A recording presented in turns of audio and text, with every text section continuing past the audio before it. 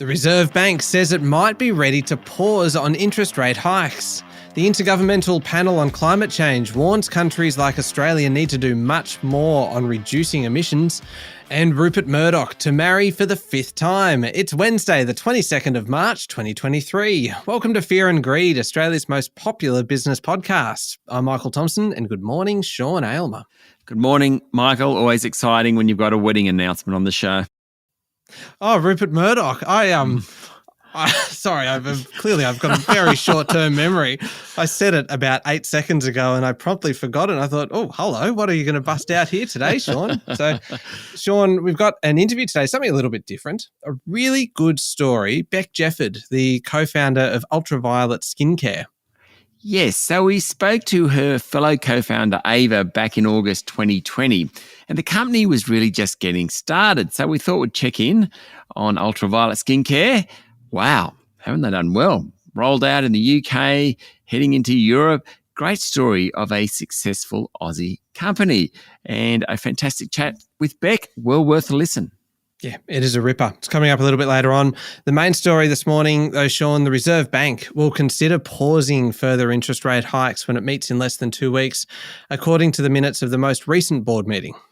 After 10 consecutive interest rate hikes in 10 board meetings, it's clear the central bank thinks it might be time to pause. The minutes from the March 7 board meeting released yesterday show that if the economy shows any signs of softening, it will consider pausing so as to allow additional time to reassess the outlook for the economy. Now, that meeting, of course, occurred before the failure of US-based Silicon Valley Bank and the rescue of Credit Suisse by rival UBS. The drama in financial markets has convinced bond traders that it's more likely than not that the Reserve Bank won't lift rates next month. But market economists are still forecasting another 25 basis point increase. Oh, so who's going to be right there, Sean? I don't know. It'll be interesting.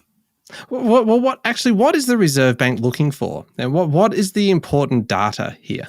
Well, the minutes suggest the bank is looking closely at information on employment, inflation, retail trade, and business conditions. Unemployment, the most recent readings from the Bureau of Statistics, show a big jump in jobs and a reduction in the unemployment rate. It's probably strike one for a rate rise.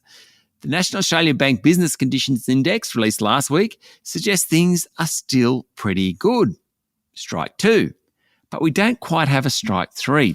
The trend in retail trade data in January was strong, but it followed 2 weak months, and inflation indicators suggest it is just coming off the boil. Now, there will be official data for both retail and inflation before that next board meeting, but certainly it's unclear about which way the bank will go. So maybe there won't be any more at all rate rises.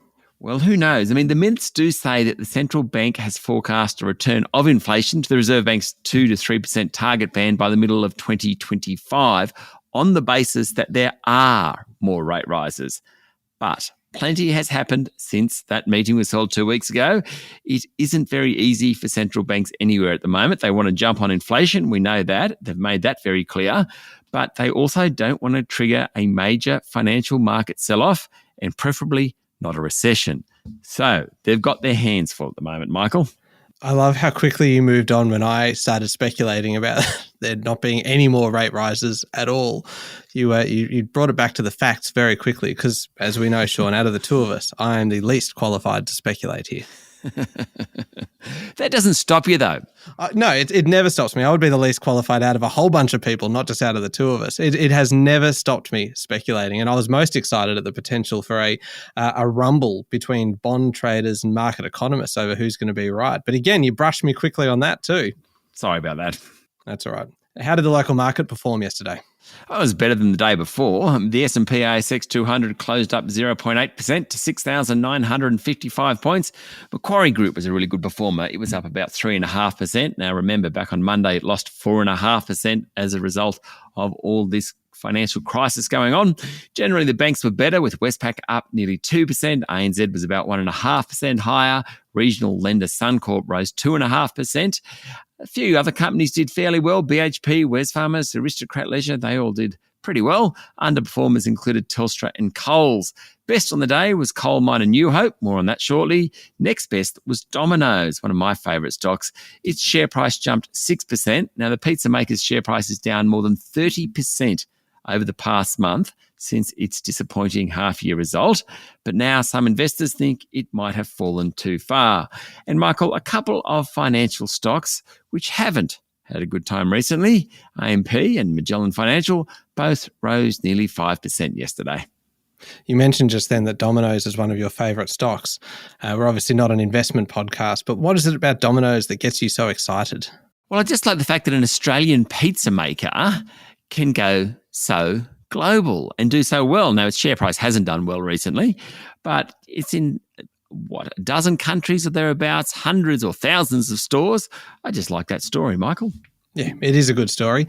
International markets, Sean, what's going on? Well, things have been somewhat more positive over the past 24 hours or so. Yesterday, the main indices on Wall Street ended up about 1%, though the share price of the troubled First Republic, the US's 14th largest bank, fell 47% in one session. More of that in a moment. Generally, Asian stocks recovered somewhat yesterday from the turmoil of recent sessions. Oil remains under pressure with Brent crude falling below $73 a barrel. Gold is trading just under $2,000 an ounce. Iron ore's come off just a bit in the past few sessions, and the Aussie dollar is buying just under 67 US cents. All right, there is plenty happening. We'll be back in a moment with the rest of the day's business news.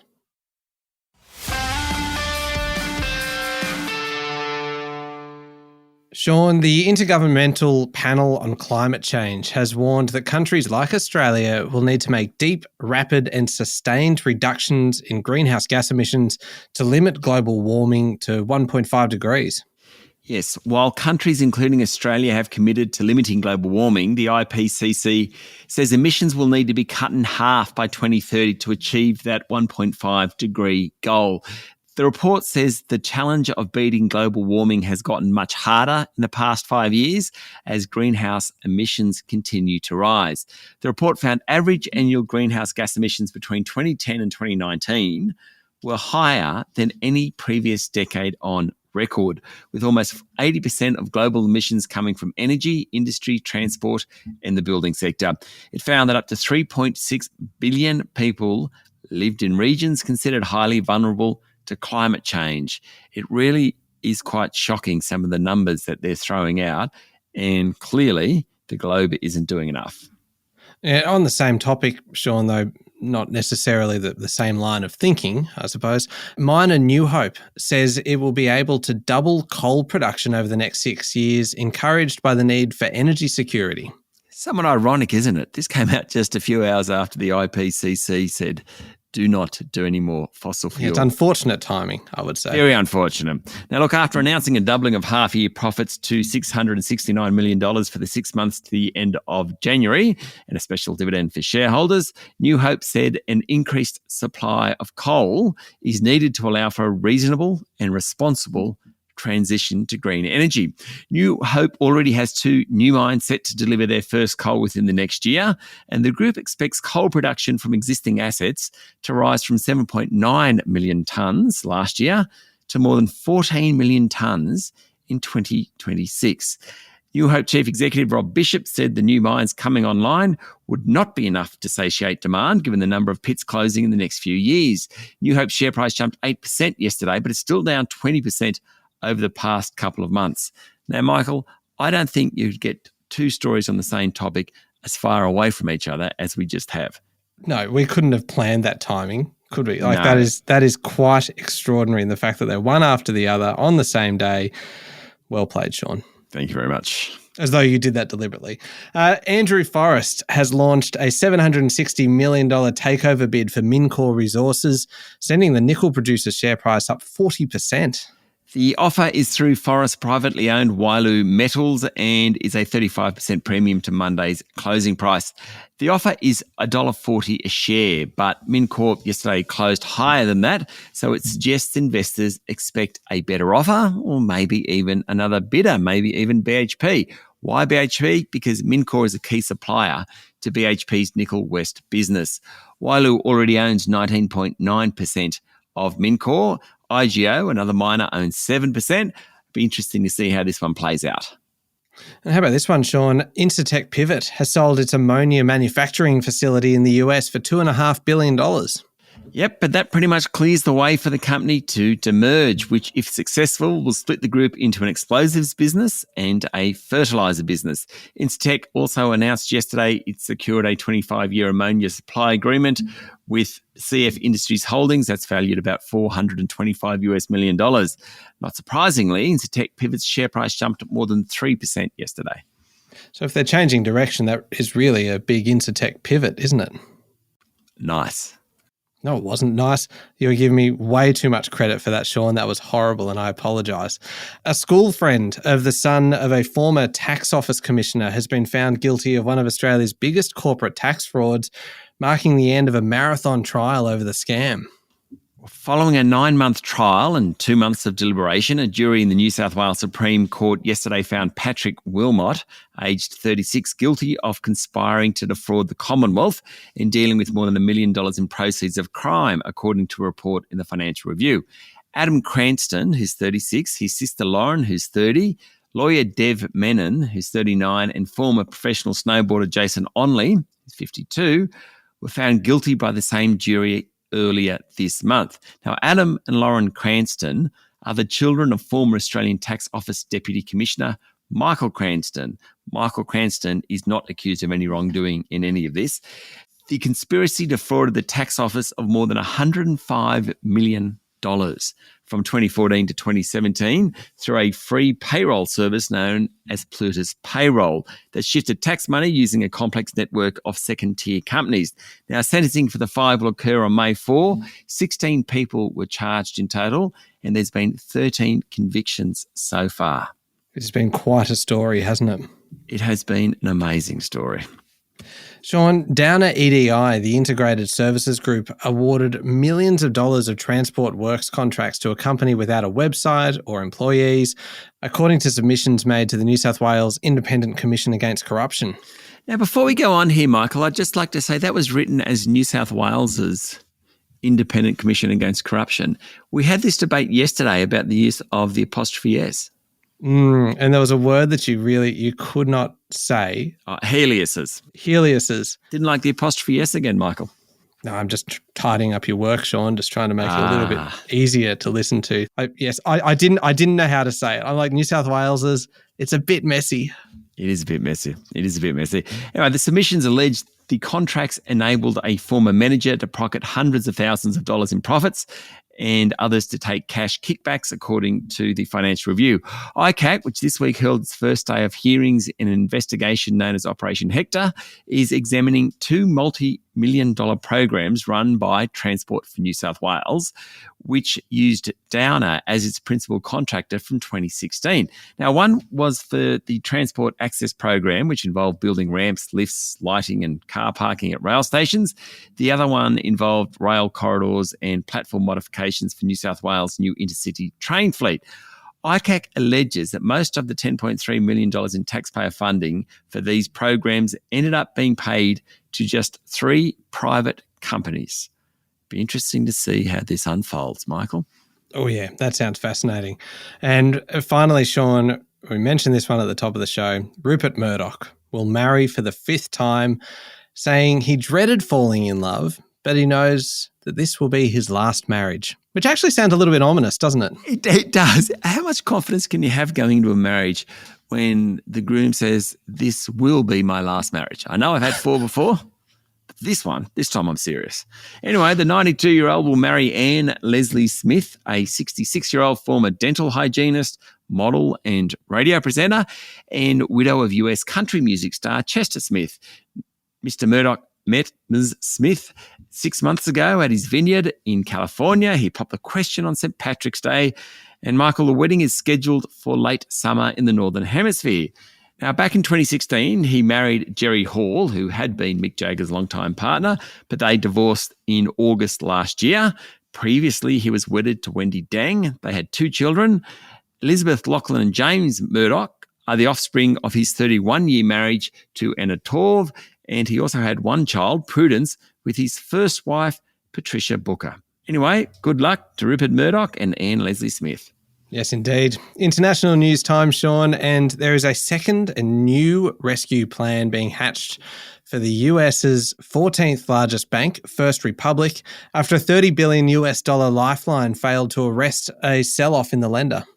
We've now had 4 bank failures, 3 in the US and 1 in Europe, and First Republic is teetering, a little like the confidence of many investors. Wall Street bankers were due to meet overnight to discuss First Republic. Its share price is down almost 90% this month, including 47% yesterday morning in just one session, and that's despite an attempt by 11 banks to stabilise things by depositing $30 billion into the bank. The failure of First Republic could easily set off a run on other regional banks. Over the past 3 weeks, crypto lender Silvergate Capital, Silicon Valley Bank, and Signature Bank in the US and Credit Suisse in Switzerland have all failed. Finally, Sean, Amazon will cut 9,000 more corporate jobs across a number of units, including its profitable cloud computing and advertising businesses.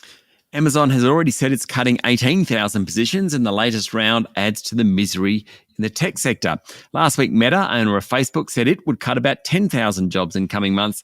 Amazon chief executive Andy Jassy defended Amazon's hiring in recent years, saying it was necessary given what was happening.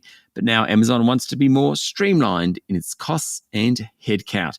Amazon employed about 800,000 people during COVID, mostly at its giant warehouses to distribute goods.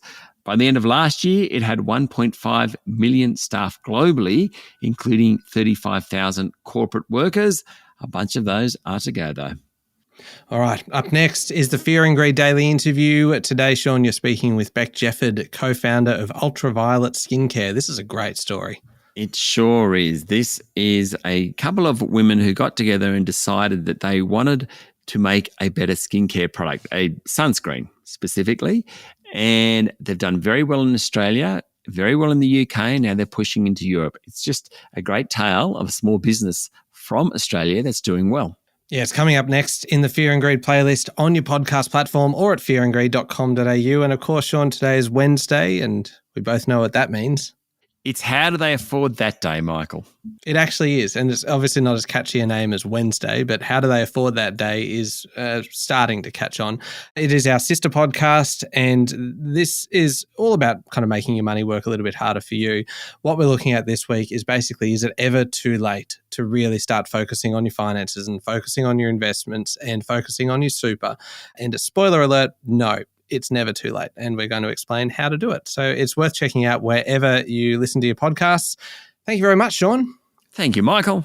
It's Wednesday, the 22nd of March, 2023. Make sure you're following the podcast. Join us online on LinkedIn, on Instagram, Twitter, and Facebook. I'm Michael Thompson, and that was Fear and Greed. Have a great day.